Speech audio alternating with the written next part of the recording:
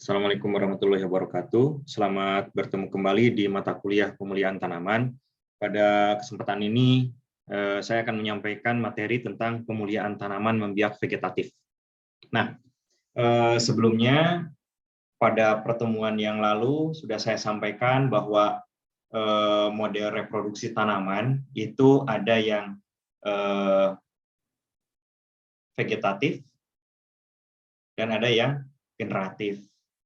Yang generatif dilihat dari penyerbukannya, ada tanaman yang menyerbuk silang dan ada yang menyerbuk sendiri. Ya. Nah, pada tanaman yang diperbanyak secara generatif pun, ya, yang menyerbuk silang itu sendiri, itu ada tanaman-tanaman yang bisa dibiarkan secara vegetatif. Jadi nanti kita lihat ada diagramnya.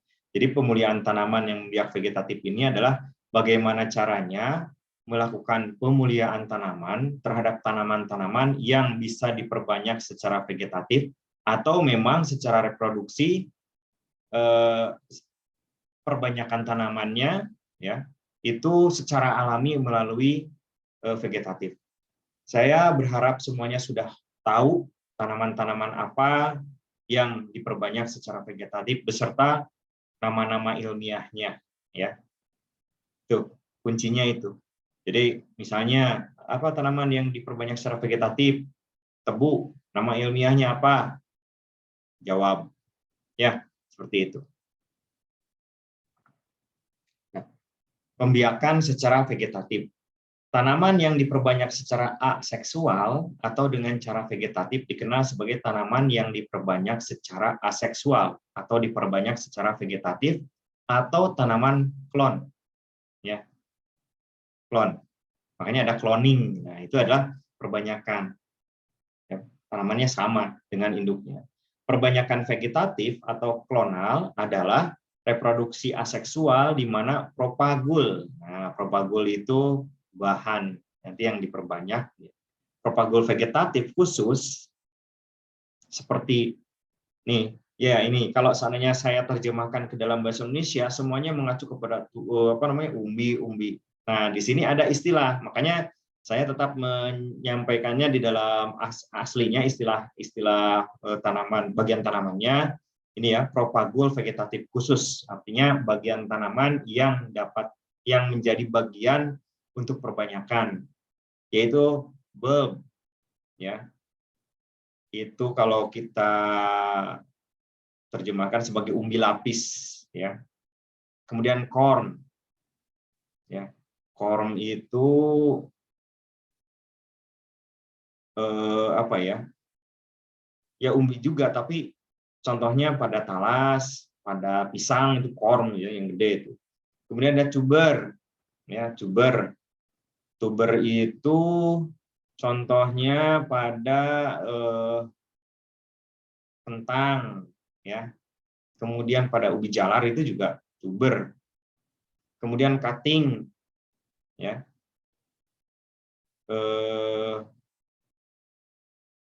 Bud dan biji apomixis. Nah, ini bagian-bagian ini mengembangkan tanaman baru dan menghasilkan populasi klon. Jadi kalau misalnya kita punya suatu tanaman ya, kemudian kita perbanyak dari satu tanaman menjadi 10 tanaman menggunakan bagian-bagian ini, maka tanamannya akan seragam. Ya, akan seragam dan populasinya disebut dengan populasi klon. Seperti itu. Nah, klon didefinisikan sebagai bahan yang seragam secara genetik yang berasal dari satu individu yang diperbanyak secara vegetatif, baik in vivo tempat hidupnya ya, maupun in vitro dikembangkan di dalam kultur. Ya, bisa difahami ya tentang klon. Namun sekali lagi saya sampaikan harus bisa membedakan ya dan juga menyebutkan tanaman-tanaman yang membiak secara vegetatif. Nah, alasan utama reproduksi aseksual ya, yang pertama berkurangnya pembungaan dan pembentukan biji, artinya pembungaannya sangat kurang. Kemudian pembentukan bijinya juga sangat sedikit. Ini bisa secara aseksual. Kemudian tanaman tidak menghasilkan bunga. Otomatis kalau tidak menghasilkan bunga, tidak akan pernah menghasilkan biji. Ya, contohnya apa? Pisang. Ya. Pisang itu walaupun ada biji tapi tidak bisa ditumbuhkan. Apakah pisang bisa disilangkan? Bisa dengan perlakuan khusus. Nah, namun di sini umumnya ya pisang itu dibreedingnya melalui organ vegetatifnya. Kemudian pandan wangi. Ada yang pernah melihat bunga pandan wangi? Nah, itu adalah tanaman yang tidak berbunga dan karena tidak berbunga tidak mungkin menghasilkan biji. Sehingga perbanyakannya melalui ya bagian vegetatifnya. Dan ini pandan ini asli Indonesia loh ya, jangan lupa ya. Kalau ada yang mau penelitian pandan silakan. Jadi mengukur keragaman pandan di suatu wilayah. Siapa tahu di suatu wilayah tersebut pandannya berasal dari satu tanaman yang sama sehingga seragam semuanya. Kemudian menghindari depresi perkawinan sedarah pada tanaman tertentu. Nah, ini juga sama ya. Jadi untuk depresi perkawinan sedarah itu kan vigornya menjadi turun. Nah, untuk mengurangi itu maka dilakukan perbanyakan secara vegetatif. Biasanya itu dilakukan pada tanaman-tanaman perkebunan ya. Dan terutama bagi tanaman yang bisa bereproduksi secara generatif namun juga bisa direproduksi secara vegetatif. Kemudian ada apomiksis pada beberapa spesies. Apomiksis itu terjadinya biji bukan melalui peleburan sel ya, tapi dari sel-sel lain sehingga si wujud keturunan yang diperbanyak dari biji itu mirip dengan tetua betinanya. Nih, ya. Nah, reproduksi aseksual ini menghasilkan keturunan yang genotipnya identik dengan genotip induknya. Karena keturunan berasal dari pembelahan sel-sel vegetatif melalui mitosis. Ya. Stek, tancapin kan sama. Nah, keuntungan utama reproduksi aseksual adalah mempertahankan genotip individu. Artinya mempertahankan genotip individunya itu akan seragam, ya, akan seragam. Nah, bagaimana nanti hubungannya dengan pemuliaan tanaman? Ya, lihat nanti. Nah, ini adalah pola dari reproduksi. Model reproduksi itu ada yang seksual, ada yang aseksual. Oke ya. Nah, yang sekarang yang kita lihat seksual. Yang seksual ini ada istilah propagasi, ada istilah multiplikasi. Nah, ini perbanyakan. Seksual itu propagasinya ada melalui biji seksual, artinya propagasi generatif. Ini jika biji yang dibentuk merupakan hasil dari peleburan sel. Ya. Ini kita sebut sebagai biji seksual. Nah, kemudian yang seksual juga ada yang melalui propagasi vegetatif. Kok bisa? Nah, biasanya ini si tanaman mempunyai kemampuan untuk melakukan persilangan-persilangan. Jadi polennya berfungsi, kemudian terjadi peleburan sel. Nah, namun setelah bijinya tumbuh, maka ini bisa diperbanyak secara vegetatif. Kalau yang propagasi generatif banyak, contohnya cabai, kemudian jagung, kedelai, dan lain-lain. Nah, kemudian ini yang propagasi generatif, tetapi seksual tetapi bisa secara perbanyakan vegetatif. Nah, ini yang diperbanyak adalah organ-organ vegetatifnya melalui batang, melalui akar, melalui daun. Ya. Apa saja contohnya? Contohnya misalnya ubi jalar. Itu kan kita taunya perbanyakannya itu melalui stek, ya, melalui stek. Ubi kayu juga melalui stek. Kemudian apa lagi? Tadi kopi, kakao, teh, ya, itu semua untuk perbanyakannya dilakukan dengan secara vegetatif. Apel itu vegetatif. Ya. Padahal dia mampu untuk bereproduksi secara seksual. Nah, di sini apa sih fungsinya kalau begitu? Nah, fungsi dari seksualitasnya ya, bukan untuk perbanyakannya. Yang pertama ya itu membentuk buah dan biji. Ya. Itu nilai ekonomisnya di situ terjadi penyerbukan. Ya, kalau untuk produksi, tapi kalau untuk dari persilangan, dari pemuliaan tanaman, fungsi dari seksualnya itu adalah untuk menggabungkan dua bahan genetik yang berbeda.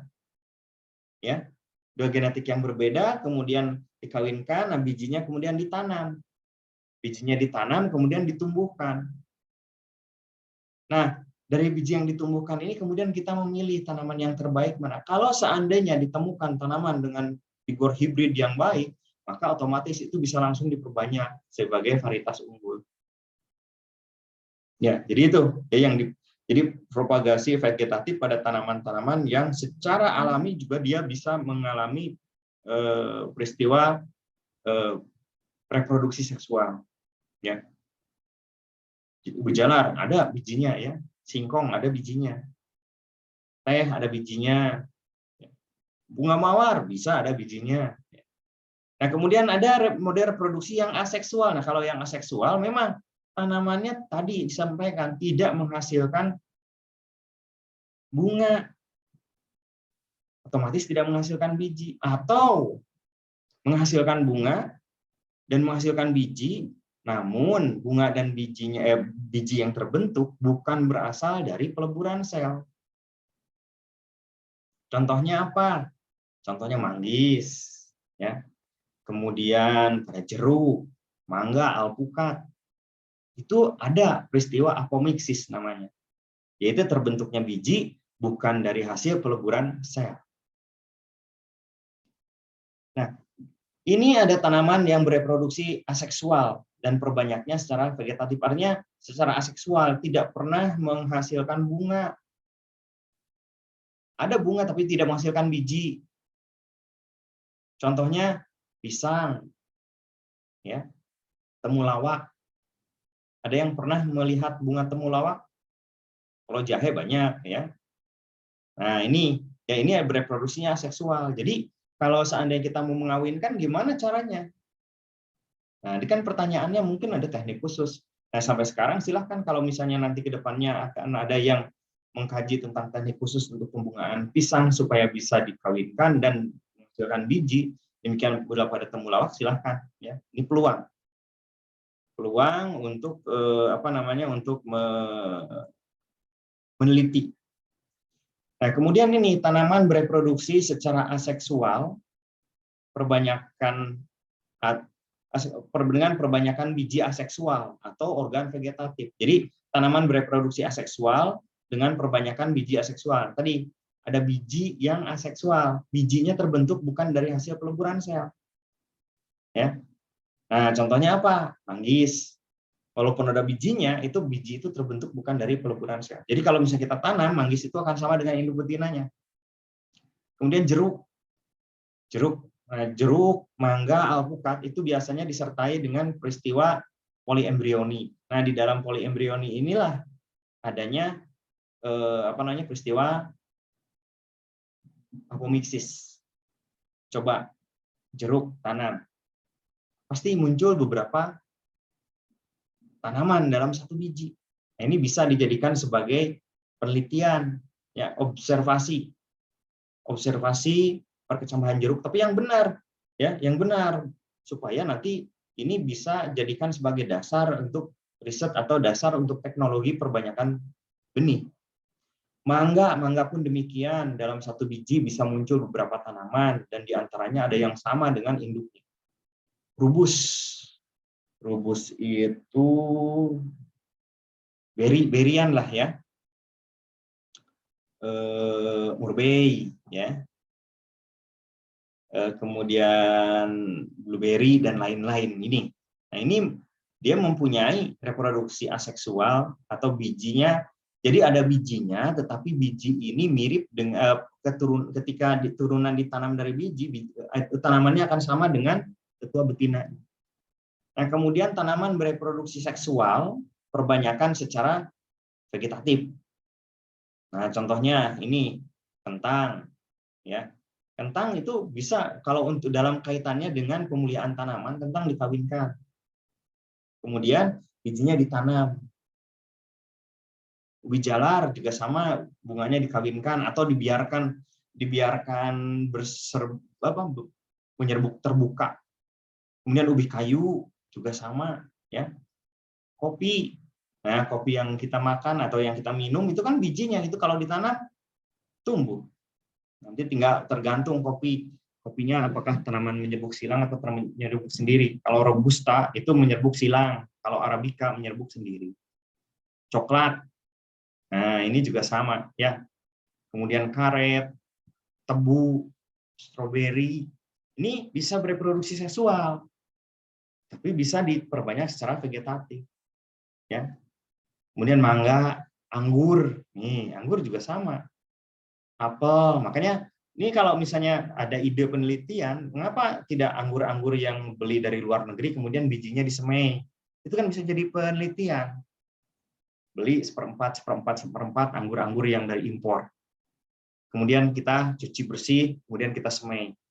Nah, di situ evaluasi pertumbuhan perkecambahan. Sudah itu jadi skripsi itu.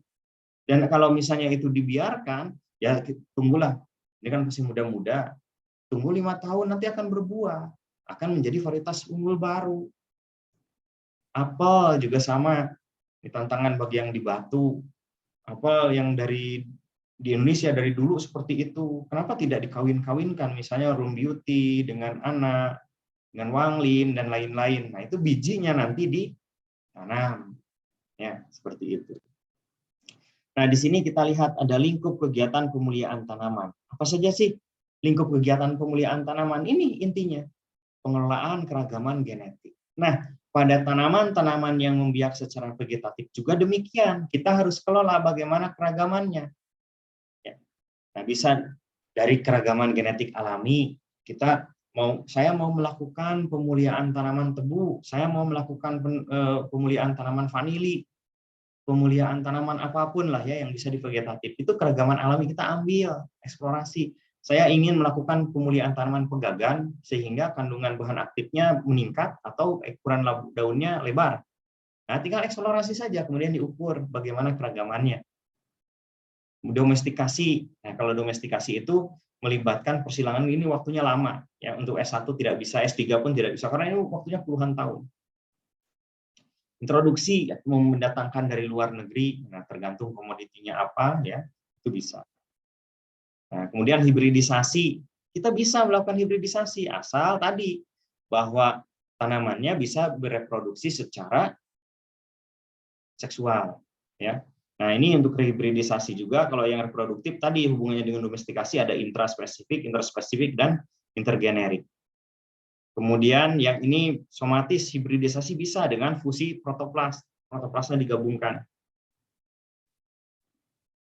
Nah, kemudian ada induksi poliploidi. Jadi pada tanaman-tanaman yang membiak vegetatif juga bisa dilakukan poliploidi. Kemudian ada mutasi buatan, ya. Mutasinya bisa secara fisik, bisa secara kimia, atau melalui kultur jaringan untuk menghasilkan variasi soma klonal. Ya. Kemudian ada rekayasa genetika. Kemudian ada gen editing. Ya.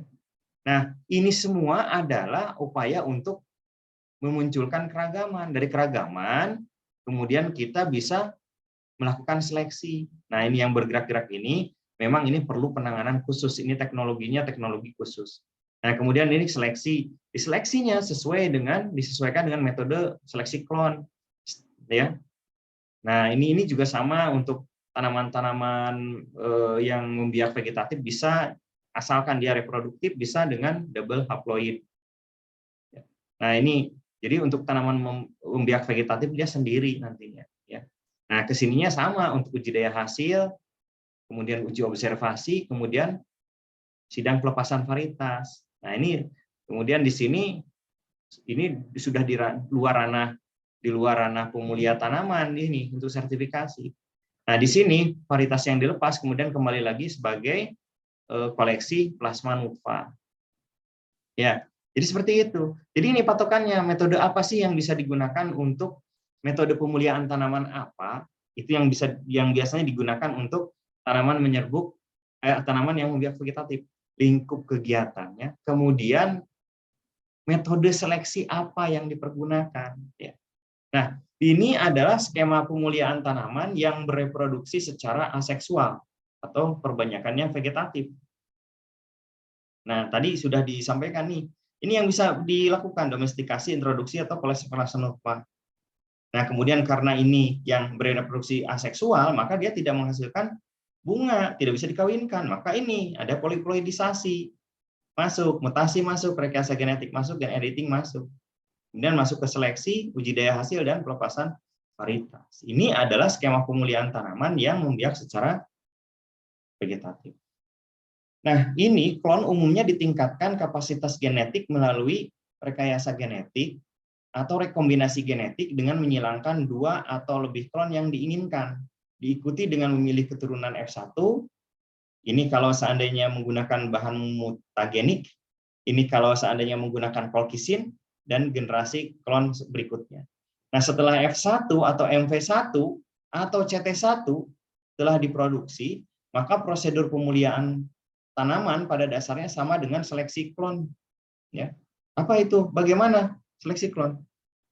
Nah, tadi disebutkan bahwa kalau seandainya tanaman itu hanya bisa membiak secara vegetatif tanpa bisa bereproduksi secara seksual, maka ini yang pertama kita bisa melakukan mutasi buatan. Mutasi buatan itu bisa dengan sinar, ya secara fisik dan secara kimia. Caranya bagaimana? Tanam beberapa tanaman, kemudian ya, dilakukan mutasi. Mutasinya mau bahan kimia atau bahan apa? Secara fisik. Kalau secara fisik bisa di batan, kalau kimia bisa kita lakukan sendiri. Nah, ini keseluruhan tanaman dikenakan, ya, dikenakan. Nah, kemudian ini kita sebut sebagai generasi M0, ya, generasi M0. Nah, kemudian dibiarkan tumbuh, ya. Kita lihat di sini, ya, biarkan tumbuh untuk melihat efeknya. Nah, pada M0 ini terjadi kerusakan secara fisik, ya, dan genetik tentu saja. Nah, dia kemudian berkecambah kan, biarkan dia berkecambah panjang, kemudian kita potong, kemudian kita tanam di sini. Ya, itu tanamannya jangan dulu langsung di lapang, tetapi di pot. Nah, ini juga hati-hati kepada yang mau penelitian mutasi, mau penelitian poliploidi, jangan langsung ditanam di lapangan, tapi M0 dan F1 itu tanam dulu di wadah-wadah. Ya, karena apa? Dia habis dirusak. Ya, habis dirusak. Jadi di sini setelah dimutasi, ditanam, ada yang tanamannya hijau begini, ada yang hijau agak gelap, ada yang hijau gelap. Ya. Nah, ini bagaimana? Sama. Ingat, tadi tidak menghasilkan biji. Ini dipotong lagi, dipotong. Tentu saja ini kan bercabang-cabang gitu ya. Mungkin agak banyak. Nah, ini disebut dengan M1V2, vegetatif 2. Nah, ditanam. Kalau yang ini 1, ini mungkin 3 atau 4. Ya. Kemudian kita seleksi. Nah, kemudian seleksi biarkan dia panjang. Kemudian nanti ditanam dari M1V3 ke M1V4, diperbanyak, ya. Nah, di sini tanam per baris dan kita nilai mana yang seragam, dan yang seragam dan bagus itulah nanti yang dilakukan uji daya hasil. Dari uji daya hasil kemudian lakukan pelepasan varietas. Ini adalah skema dari mutasi buatan yang secara sederhana. Kemudian kalau poliploidi bagaimana? Nah, kalau poliploidi juga sama, cuma bahan penggandanya bisa kolkisin, bisa orizalin. Nah, ini juga sama, teteskan di sini di pucuk, ya, di pucuk, kemudian potong kita tanam nanti, ya, kita tanam. Nah, dilihat nanti bandingkan ada nggak perbedaan. Kalau misalnya ada perbedaan vigor, oke, kita lanjutkan ke sini. Jadi ini dari 3 itu hanya lanjutkan 2 atau 1, banyak sebelumnya. ya. Mungkin ada 100, dari 100 itu hanya 10 yang dilanjutkan gitu ya. Jadi tanam di sini kemudian dievaluasi di CT1 V2, nanti CT1 V3 dan CT1 sampai CT1 V4 ini dievaluasi. Nah, yang berharapan baru nanti diuji daya hasil ya. Seperti itu. Ini polanya pola sederhana sekali. Nah, di sini kita lihat skema pemulihaan tanaman yang bereproduksi secara seksual perbanyakan vegetatif. Nah, kalau seandainya tanamannya dia secara seksual bisa dilakukan dan perbanyakan secara vegetatif ya sama saja tadi seperti yang tanaman menyerbuk tilang dan tanaman menyerbuk sendiri. Ini bisa digunakan semuanya. Nah, hibridisasi dan seleksi klon. Jadi kalau seandainya kita mempunyai tanaman yang dia bisa bereproduksi secara generatif, namun perbanyakannya secara klon. Nah, di sini pada tanaman yang dapat diperbanyak secara vegetatif dari hasil reproduksi seksual, rekombinasi genetik melalui hibridisasi dapat dilakukan diikuti dengan peningkatan kapasitas genetik dengan cara memilih keturunan F1 dan generasi klonnya. Jadi bukan ini hati-hati, bukan F2, F3, F4 bukan, tetapi generasi klon. Jadi F1 diperbanyak secara vegetatif. Kalau F2 itu F1 diperbanyak secara generatif. Nah, setelah F1 diproduksi, prosedur pemulihaan diikuti dengan seleksi klon. Nah, perbaikan varietas tanaman yang membiak vegetatif melalui hibridisasi ini meliputi 3 langkah. 1, seleksi tetua, 2, produksi keturunan F1, dan 3, seleksi klon unggul. Ya, ini 3 langkah saja. Ya, tentu saja lamanya berapa lama? Tergantung dari komoditinya. Ada komoditi yang siklusnya pendek, misalnya kentang itu kan pendek. Tapi kalau seandainya kopi, kakao itu kan agak panjang, ya, kan berbeda-beda. Nah, di sini persilangan terkontrol maupun terbuka dilakukan antara 2 atau lebih klon dengan sifat komplementer. Komplementer saling melengkapi. Ini hasil tinggi, ini tidak tahan penyakit digabungkan. Ini tinggi, ini pendek. Ini tinggi, tapi hasilnya rendah, ini pendek. Hasilnya tinggi. Nah, sifat. Oh, ini tinggi. Tanamannya tinggi tapi hasilnya tinggi, ini pendek, hasilnya rendah. Supaya tanamannya pendek tapi hasilnya tinggi ya dikawinkan, seperti itu. Nanti tetuanya kita cari. Nah, keturunan dari persilangan ditanam untuk seleksi fenotip di lapangan. Seleksi diterapkan untuk sifat-sifat yang sangat dapat diwariskan. Artinya secara visual itu terlihat, oh ini bisa diwariskan nih. Atau dengan pendekatan biometrik itu heritabilitasnya tinggi. Seleksi klon diterapkan untuk beberapa generasi klon. Klon yang terbaik juga diperbanyak secara vegetatif untuk uji daya hasil regional dan lanjutan. Jadi kalau misalnya yang bisa diperbanyak secara vegetatif, sebaiknya dilakukan di beberapa lokasi secara langsung untuk melihat interaksi genotip lingkungan. Nah, di sini klon terpilih dievaluasi dalam uji resmi hak kekayaan intelektual dan pelepasan kultivar, dan dapat juga disilangkan dengan klon unggul lainnya untuk siklus baru seleksi berulang. Ya, itu. Jadi kalau kita mendapatkan satu F1 yang bagus, maka langsung bisa diperbanyak. Nah, tadi kegiatan yang ini, ya, perbaikan varietas, ini seleksi tetua, produksi keturunan F1, dan seleksi klon. Sekarang pemilihan tetua. Pemilihan tetua ini yang akan digunakan dalam hibridisasi sangat penting, karena nilai keturunan F1 akan tergantung pada tetua yang digunakan.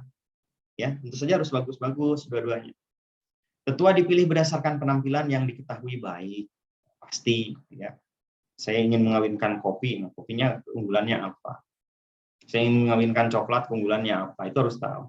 Nah, program hibridisasi klon tergantung pada potensi dan kemampuan daya gabung umum dan daya gabung khusus. Sangat penting untuk mengetahui nilai relatif DGU-DGK pada tanaman yang ditingkatkan. Ini harus. Nah, ini bahwa dasarnya adalah populasi, ya. Jika DGU lebih penting, maka sejumlah kecil tetua dengan DGK yang baik harus digunakan dalam program hibridisasi. Nih. Jika DGK-nya lebih penting, maka sejumlah besar tetua harus digunakan untuk menghasilkan sejumlah besar famili F1. Ya. Daya gabung khususnya. Jadi kalau seandainya dipentingkan daya gabung khusus, artinya begini, kalau tanaman-tanaman yang membiak vegetatif, terutama tanaman tahunan, yang diinginkan itu ketika disilangkan, keturunannya mempunyai potensi yang lebih tinggi dari tetua-tetuanya. Ya, kalau sekarang bisa dibantu dengan marker molekuler. Nah, kemudian produksi keturunan F1. Umumnya tanaman klonal merupakan tanaman menyerbuk silang dan mungkin menunjukkan inkompatibilitas diri. Ini sebagian besar seperti itu. Namun ada beberapa tanaman yang menyerbuk sendiri juga, ya. Contoh misalnya kopi arabica tadi, ya. Tetua yang dipilih dapat digunakan untuk menghasilkan persilangan tunggal yang melibatkan dua tetua, atau jika menyerbuk silang maka setara dengan polikros. Ya, kalau polikros itu ditanam pada plot-plot persilangan, jadi dibiarkan dia menyilang acak, yang diketahui hanya betinanya saja, jantannya tidak. Ya, polennya dari manapun terima. Nah, kemudian seleksi antar famili F1.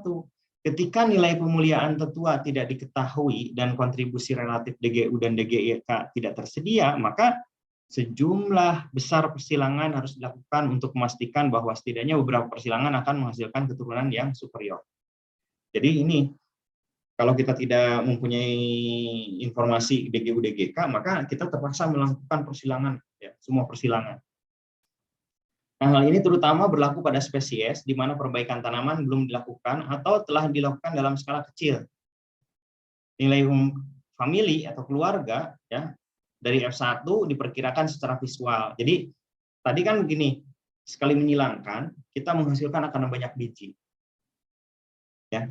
Satu biji itu satu genotip. Jadi kalau ada 10 biji itu ada 10 genotip. Nah, antar genotip inilah disebut antar famili. Ya. Nah, kemudian yang biji ini dikembangkan, kemudian dia diperbanyak. Nah, diperbanyaknya di dalam itu berarti seleksi dalam famili. Ya. Ini antar famili, ya. Nah, ini dalam famili. Prosedur seleksi dalam famili F1 pada dasarnya sama dengan kasus seleksi klon, sama, ya. Jadi nanti tanaman-tanaman yang ada di dalam satu barisan yang sama itu dipilih, oh ini yang bagus. Kemudian ditanam di tahap selanjutnya. Nah, ini contohnya, ya. Yang ini, ya, yang ini adalah persilangan dua klon.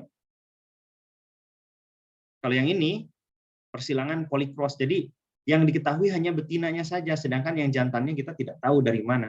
Ya. Walaupun ini hanya sampai dari B sampai F, ya ini. Jadi turunan-turunannya mungkin nanti blending, campuran-campuran dari polen ini. Ya. Nah, ini A kali B, kemudian dapat F1 nih. Kita pilih F1 mana yang bagus, kemudian F1 ini diperbanyak, ya, diperbanyak secara vegetatif, tanam dalam satu barisan. Ini nggak bisa banyak-banyak. Misalnya ubi jalar aja dari satu biji, paling pas 3 bulan pertama itu kita dapat stek sepanjang 1 meter atau 1,5. Nah, itu hanya cukup untuk 3, ya, 3 penanaman tanam. Nah, kemudian dari sini, ya, ditanam di sini seleksi dalam F1, kemudian ini lanjutkan hanya genotip-genotip yang terpilih saja yang ditanam, dilakukan uji adaptasi atau uji observasi. Ya. Nah, dari yang ini lulus, baru kemudian dilanjutkan dengan pelepasan varietas. Sama dengan yang ini, ya, bedanya ini. Ini pasti tetua jantan betinanya, ini tetua jantannya yang kita tidak pasti pada saat panen nanti. Nah, kemudian apomiksis. Nah, apomiksis itu tadi sudah dijelaskan terbentuknya biji bukan dari hasil peleburan sel. Nah, ini adalah macam-macam dari apomiksis. Ada yang namanya diplospori, ada namanya apospori, ada adventinos embryoni. Ya, ini adalah macam-macam dari apomiksis. Contohnya pada genus apa saja nih? Eragrotis, ini ada diplospori, chloris, apospori, dan seterusnya. Ya. Citrus, ini adventitios embryoni. Ini citrus, bukan, ini pakai I.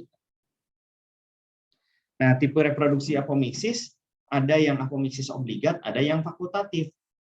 Nah, ini berkaitan dengan program pemuliaan tanamannya nanti. Kalau apomiksis obligat, reproduksi hanya memulai apomiksis saja. Ya. Jadi, tidak bisa bersegregasi, tidak bisa persilangan secara generatif. Kalau yang fakultatif, selain reproduksi apomiksis juga ada secara seksualnya. Nah, ini peluangnya untuk melakukan breeding untuk tanaman yang apomiksis.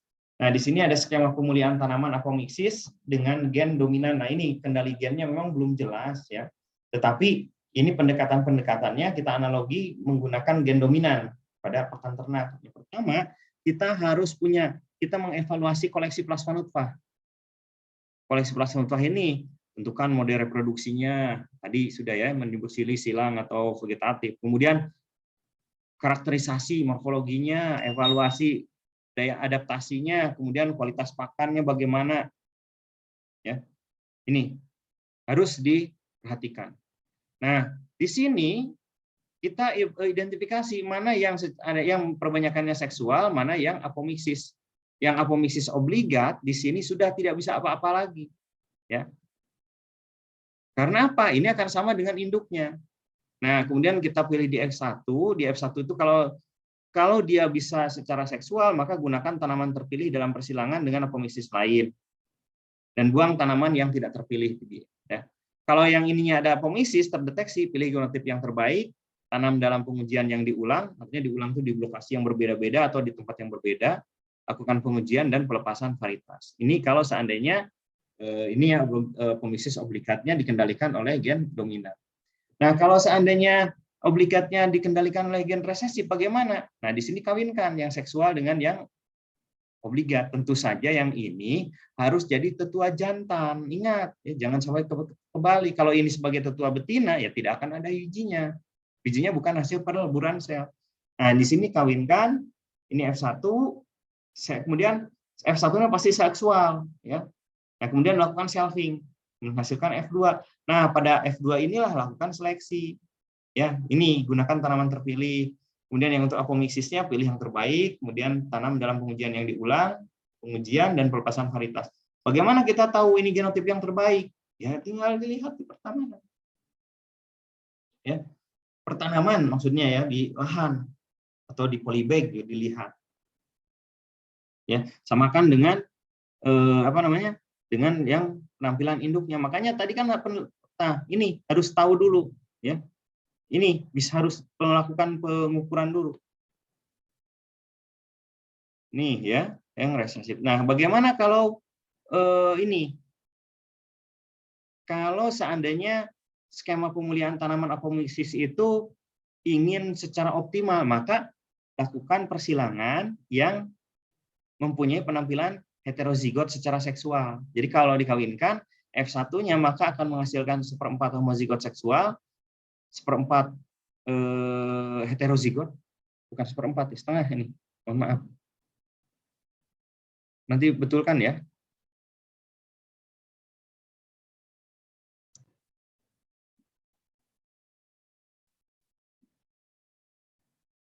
Ini heterozigot, ya. Nah, heterozigot ini betulkan nanti ya, setengah heterozigot seksual, kemudian 1/4 apomiktik. Nah, ini yang seksual ini gunakan tanaman terpilih dalam persilangan dengan apomiksis lain, buang tanaman yang tidak terpilih. Kemudian yang untuk F1 ikuti prosedur seperti tanaman F1 seksual yang mana? Nah, seperti ini. Ya. Seperti ini. Nah, kemudian yang ini 1/4 apomiktik. Nah, ini pilih genotip terbaik, kemudian tanam dalam pengujian diulang, pengujian dan lakukan pelepasan varietas. Ya.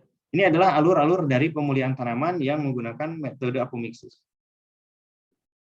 Baik, hanya itu saja. Terima kasih. Assalamualaikum warahmatullahi wabarakatuh.